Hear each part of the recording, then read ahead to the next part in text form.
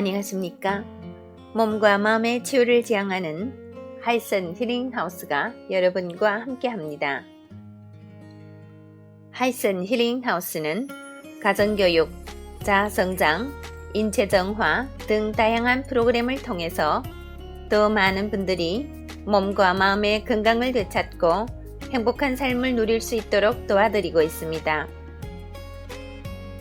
매달 심리건강, 신체건강, 자아개발 등 관련의 책들을 공유하고 있습니다.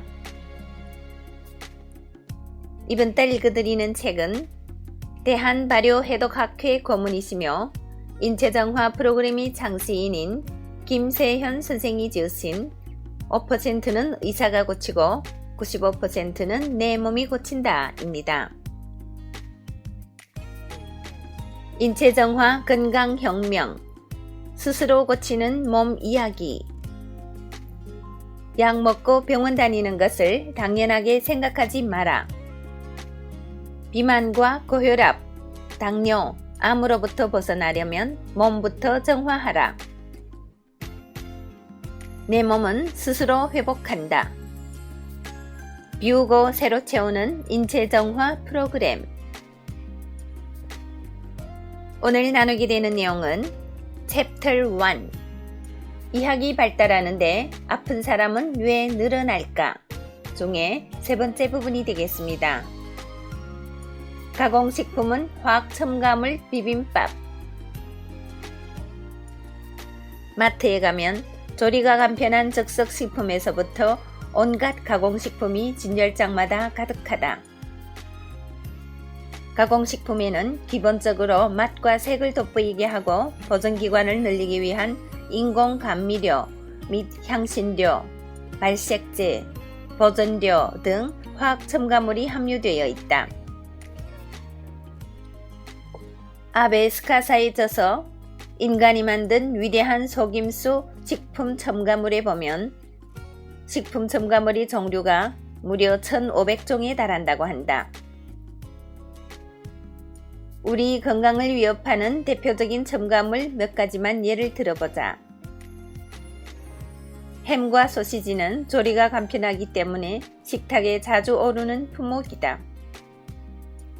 햄에는 발색제인 아질산 나트륨과 방부제인 소르빈산 칼륨이 필수적으로 들어간다. 수입산 밀가루에 벌레를 넣으면 바로 죽어버리는 것이 바로 소르빈산 나트륨, 소르빈산 칼륨이 작용 때문이다. 밀가루에 방부제를 첨가하는 것은 외국이 생산지에서 소비자 식탁에 오르기까지 시간이 짧게는 몇 달에서 길게는 몇 년씩이나 걸리기 때문이다. 감미료인 사카린 나트륨은 끈적거림 없이 설탕이 250에서 500배에 달하는 단맛을 낸다. 이런 장점 때문에 식품업체에서는 원가 절감이 목적 등으로 과자, 빙과류 등에 사카린 나트륨을 사용하고 있다. 화학조미료인 글루타민산 나트륨은 저렴한 가격으로 음식의 풍미를 높이지만 두통, 근육통 등 중국 음식점 증후군을 유발시키는 것으로 유명하다. 착색제인 타르색소는 석탄이 콜타르에서 추출한 것으로 사탕, 젤리 등을 물들일 때 쓰인다. 한편 비타르게인 황산동은 타르게 색소보다 독성이 강한 것으로 알려져 있으며 과하게 복용할 경우 위 점막을 자극하여 구토나 설사를 일으킨다. 일부 제빵 업체에서는 카스테라를 부풀게 하기 위해 팽창제를 사용하는데 이런 물질에 카드뮴, 납 등이 중금속이 들어가는 경우가 있다.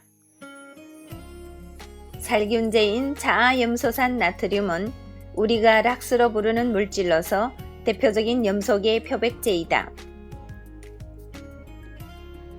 다이옥신의 위험 때문에 세계적으로 염소계 대신 산소계 표백제 사용을 권하는 추세임에도 일부 업자들이 생밤이나 깐도라지, 연근 등의 색을 하얗게 표백시키기 위해 자아염소산 나트륨을 사용하다가 적발되는 일이 있다. 돈을 벌기 위해서라면 사람이 먹는 음식에까지 유해물질을 넣는 게 현실이다. 기타 산화방지제인 부틸히드록시아니졸, 부틸히드록시톨류에는 체내 콜레스테롤 수치를 높이며 표백제인 아황산 나트륨은 순환기 장애와 천식을 유발하고 염색체 이상을 가져온다고 알려져 있다. 일각에서는 그 양이 미미한 데다 식약처의 허가를 받은 것으로서 먹어도 아무 문제가 없다고 주장한다. 과연 그럴까? 매스컴이 보도에 의하면 아무리 소량이라고 해도 1년간 누적량을 따지면 한 사람당 4kg에서 7kg까지 먹는 꼴이라고 한다. 그나마 식품 포장지에 첨가물 목록을 명기한 것은 소비자에게 경각심을 주기 때문에 대처할 기회를 주기라도 한다. 문제는 조리식품이라는 가면을 쓰고 아무 제재 없이 유통되는 패스트푸드이다. 우리나라는 햄버거를 조리식품으로 분류하여 첨가물 표시를 의무화하지 않지만 먹거리에 예민한 호주나 캐나다 같은 나라에서는 햄버거 포장지에 반드시 인공 첨가물을 표시하도록 되어 있다. 호주 맥도날드에서 공개한 바에 따르면 햄버거 하나에 무려 45가지나 되는 첨가물이 들어간 것으로 나타나 있다.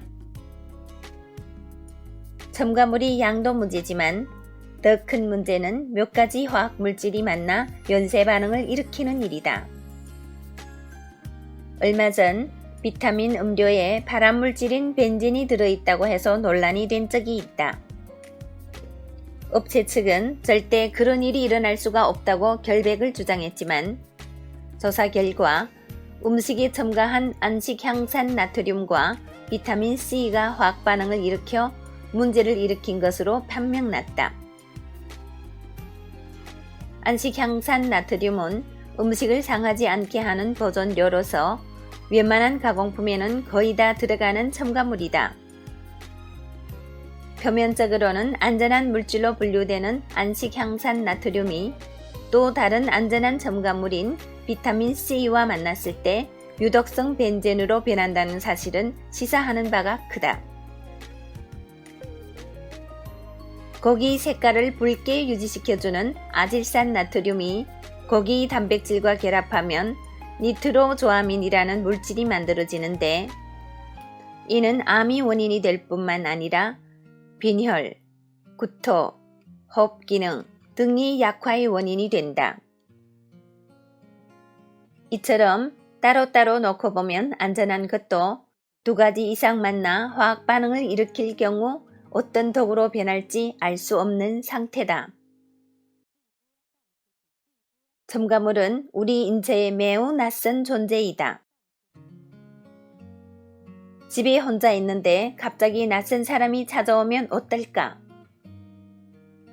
그 사람이 누구인지 파악하기 위해 눈치를 봐야 하고 몇 가지 정보를 물어야 하며 그러고도 파악이 안 되면 내가 알고 있는 상식의 기준에서 상대편이 안전한 사람인지 아닌지 알아내야 한다. 소화나 대사의 흐름은 내가 명령하는 것이 아니라 몸이 알아서 처리하는 것이다. 이를 자율신경계라고 한다. 자율신경계는 익숙한 손님에 대해서는 잘 대처하지만 낯선 방문객에 대해서는 갈피를 잡지 못하고 혼란에 빠진다. 쌀이나 야채 등 익숙한 음식에 대하여 우리 인체는 처리 방법을 익히 알고 있기 때문에 음식에 맞는 소화효소도 즉각 분비하게 된다. 그러나 화학 첨가제는 인류가 탄생한 이래 완전 처음 보는 물질로서 이런 것이 몸속에 들어오면 우리 장은 이게 뭐지? 하면서 갈피를 잡지 못하고 우왕좌왕하게 된다.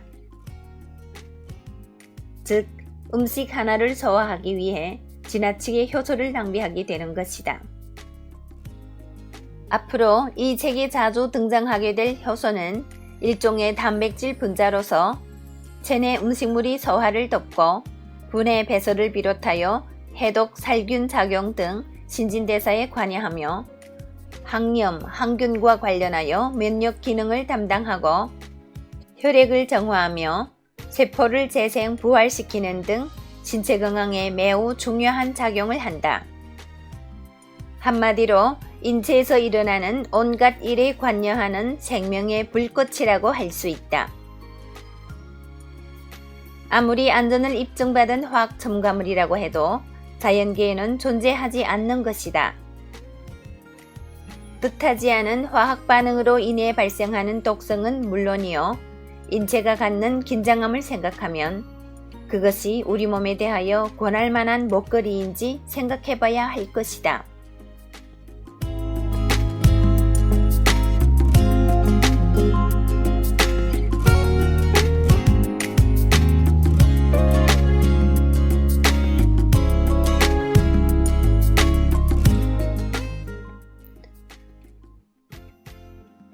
네, 이름도 들어보지 못한 온갖 화학 첨가물들. 이런 것들이 우리 신체에는 아주 생소한 물질이라는 것을 알게 되었습니다. 그리고 쌀이나 야채와 같은 자연의 음식물에 대해서는 우리 몸이 척척 알아서 소화를 한다는 것도 알게 되었습니다. 우리들이 현재 먹거리가 아주 걱정이 되네요. 그리고 아이들이 먹거리가 특히 문제가 되는 것 같습니다. 아이들이 학교에서 나오자마자 사 먹는 길거리 음식들, 생각해보면 소름이 끼치네요. 소중한 내 가족을 지킬 수 있는 안전한 먹거리들은 어떤 것인지, 이런 문제들을 고민해보면서 오늘의 내용을 마치겠습니다. 애청해주신 여러분 대단히 감사합니다. 여러분의 건강, 풍요, 행복을 기원합니다. 오늘도 좋은 하루 되시고 내일 이 시간에 또 뵙겠습니다. 상해에서 이춘아가 여러분과 함께 했습니다.